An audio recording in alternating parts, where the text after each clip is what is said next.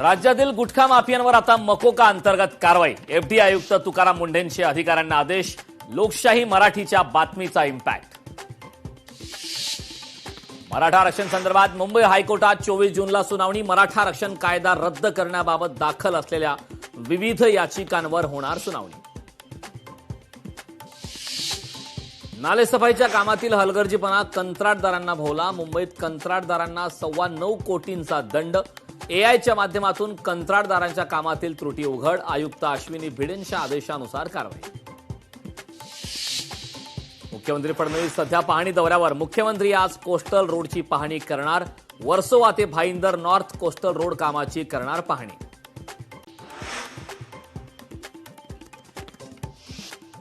G7 शिखर परिषदेच्या निमित्ताने फ्रान्समध्ये पंतप्रधान नरेंद्र मोदी आणि ट्रम्प यांच्यात होणार भेट। उभय नेत्यांमध्ये 17 जूनला होणार द्विपक्षीय चर्चा।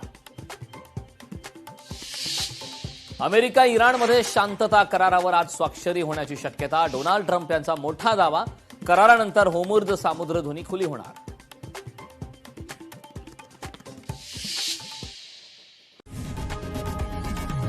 लोकशाही मराठी ऐका, पहा, जागरूक रहा।